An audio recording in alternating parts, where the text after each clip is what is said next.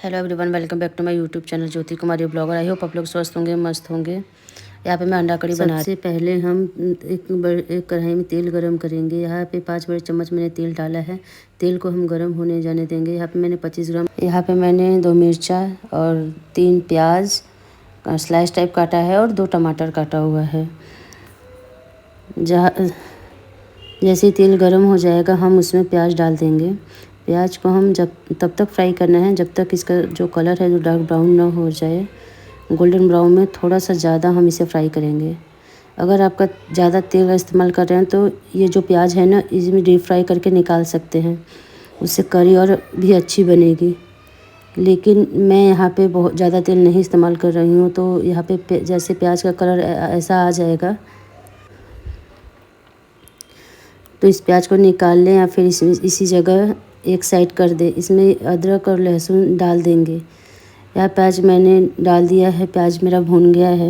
इसमें मैं लहसुन हल्का भूजूंगी, इसको हल्का सा और ब्राउन होने दूंगी। फिर इसके बाद मैं इसमें लहसुन अदरक मैं नहीं इस्तेमाल कर रही हूँ क्योंकि नहीं पसंद है हमें।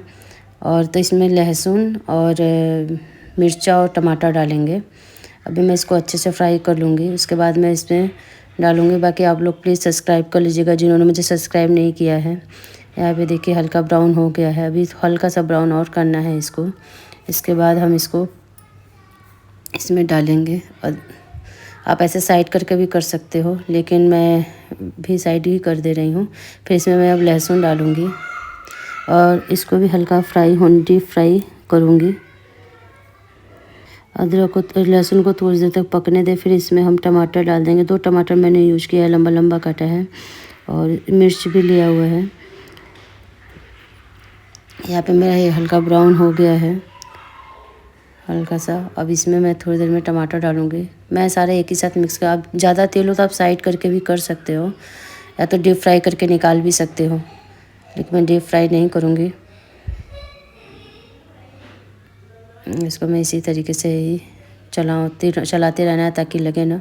और मीडियम फ्लेम में करना, हाई फ्लेम में करने से लग जाएगा ये कढ़ाई में ही।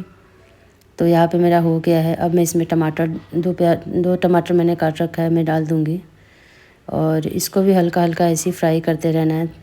जब ये सब पक जाएगा तब हम इस्तेमाल अच्छे से कर सकते हैं। टमाटर को पकाने के लिए आप चाहे तो आधी छोटी चम्मच नमक भी डाल दें। यहाँ पे प्याज टमाटर लहसुन को मैंने अच्छे से पकाना है, ऐसे ही चलाते रहना है।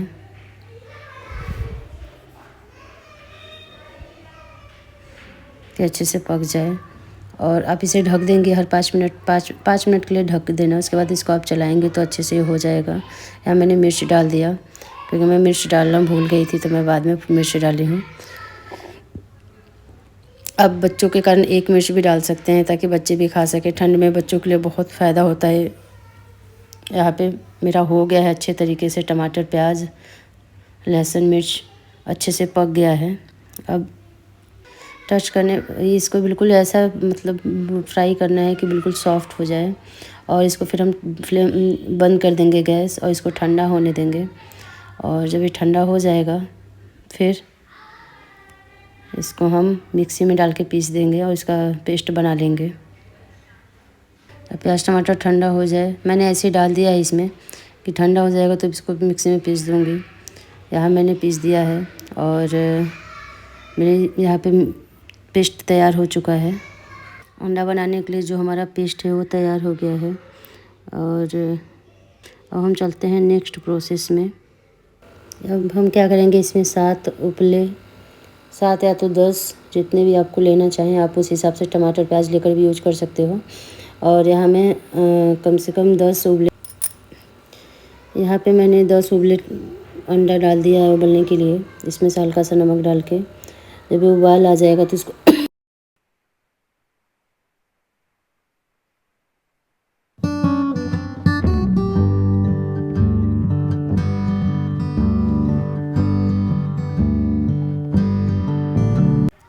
यहाँ हम उबले हुए अंडे ले लेंगे और सारे में अंडे में हम प्रिक ऐसे कर देंगे ताकि वो उसको फ्राई करते हुए फटे ना।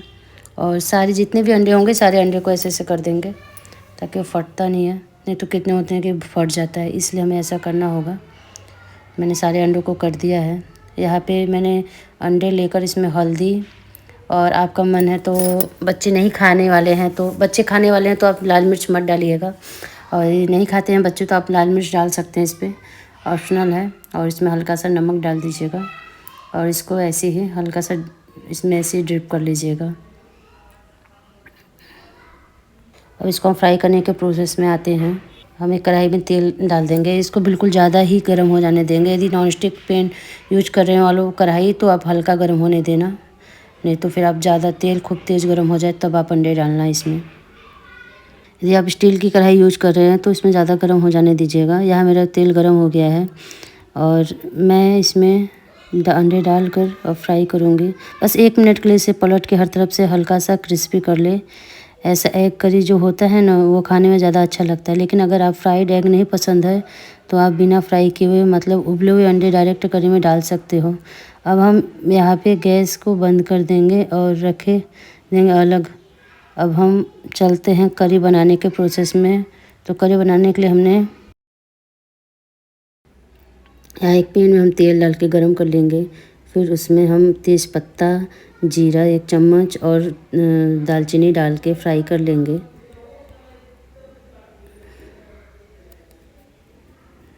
फिर इसके बाद इसमें हम थोड़ी देर में जब हल्का हल्का ऐसा फ्राई हो जाएगा ना गाइस, फिर आप इसमें हल्का सा हल्दी, और यदि आपका मन इच्छा हो तो आप खड़ी इलायची भी डाल सकते हो। जो ज़्यादा पसंद करते होंगे खड़ी इलायची वो डाल सकते हैं। फिर अब इसमें मैं 1 चम्मच हल्दी डालूँगी। तो मैंने 1 चम्मच हल्दी डाल दिया। हल्दी डालने के बाद आपकी इच्छा है तो इसमें 1 चम्मच लाल मिर्च या कश्मीरी लाल मिर्च भी डाल सकते हैं, ऑप्शनल है। मैं नहीं डाल रही हूँ क्योंकि मैं बच्चे भी मेरे खाते हैं जो भी मैं बनाती हूँ, तो फिर आप भी नहीं। अब बच्चों के लिए यहाँ पे जब ये अच्छे से फ्राई हो जाएगा तब इसमें हम पेस्ट डालेंगे, और पेस्ट हमने ग्राइंड करके रखा हुआ है। यहाँ पे मैंने पेस्ट डाल दिया है और इसको अच्छे से चलाते रहना है, और चला के 2 मिनट के लिए हम इसे ढक देंगे और धीमी आंच पे। 2 मिनट बाद पैन को ढक्कन हटाएंगे, तो फिर उसके बाद इसमें हम चलाते। जब ये अच्छे से भून जाएगा तो इसमें हम 1 छोटा चम्मच धनिया और 1 छोटा चम्मच जीरा पाउडर, 1 छोटा चम्मच गरम मसाला पाउडर, तीनों डाल देंगे। और अपने स्वाद अनुसार आप नमक डाल सकते हैं, और इसको हम सब पैन में अच्छे से कवर करेंगे। धीमी आंच पे 3 से 4 मिनट तक पकाएं। मसालों को हम तब तक पकाना है जब तक इनसे ऑयल न रिलीज होने लगे, मतलब हम तेल नहीं दिखने लगे। यहाँ पे मैंने 2 चम्मच दही डाल दी। दही डालने के बाद मिलाए। इसके बाद आप वापस यहाँ गैस को ऑन कर रही हूँ। जब भी आप कोई सब्ज़ी दही डालें तो प्रोसेस फॉलो करें कि गैस ऑफ करके हल्का टेम्परेचर हो जाए तभी डालें। दही डालने के बाद सब्ज़ी का जो टेक्सचर है वो बहुत बढ़िया आता है। तो यहाँ पे दही के पहले अच्छे से मिला लेते, इसके बाद हम इसमें डाल देंगे पानी, और उसके बाद इसमें हम पानी डाल दिए। पहले मैंने 1 कप पानी डाला था। फिर 2 हरी मिर्च, आपको इच्छा है उसके ऊपर से यदि तीखा कम है तो डाल सकते हैं, लेकिन मैं नहीं डालूँगी। यहाँ पे इसे मिला दिया मैंने, और यहाँ पे जो ग्रेवी है ना थोड़ी सी ठीक लग रही है, तो फिर इसमें मैंने थोड़ा सा और पानी मिलाया है, फिर जाके ठीक लग रही है। आप इसमें नमक भी अपने टेस्ट अनुसार और ऐड कर सकते हैं। अब इसे हम 1 मिनट के लिए उबलने देंगे। 1 मिनट के बाद पैन का ढक्कन हटाएंगे। अभी 1 मिनट तक इसको ढक के रख देते हैं। यहाँ पे मैंने दोबारा हटाया और अच्छे से बर्तन हटाया, तो ये अभी पका नहीं है अच्छे से, और इसमें और हल्का उबाल आ जाएगा। यहाँ पे मैंने ढक्कन हटाया तो बिल्कुल मेरी करी तैयार है। इसमें आप गरम मसाला हल्का सा डाल सकते हैं दोबारा, और यहाँ पे देखिए बिल्कुल मेरी तैयार है। और इसमें मैंने अंडे डाल भी दिए हैं, और देखिए जितना फ्राई करके रखा था वो मैंने अंडे इसमें डाल दिया। अंडा डालने के बाद इसे 2 मिनट के लिए मिक्स करना है, और धीमी आंच पे 1 से 2 मिनट और पकाएं।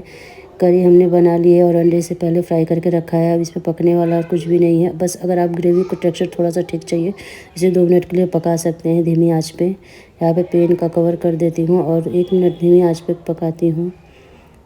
ये करी जो है ना बन के तैयार है। आप देख सकते हैं मसाला बहुत ही बढ़िया दिख रहा है, ग्रेवी भी एकदम परफेक्ट बनी है। आप देख सकते हैं जैसे होटल्स में ग्रेवी मिलती है ना वैसे ही है। लास्ट में हम इसे बारीक कटा हुआ आप धनिया का पत्ता डाल सकते हो, कसूरी मेथी भी आप यूज कर सकते हो। यदि मेरी रेसिपी पसंद आए तो प्लीज़ मेरी रेसिपी को लाइक बटन क्लिक करें और मेरे चैनल को सब्सक्राइब करना ना भूलें। प्लीज़ सब्सक्राइब कर लीजिए।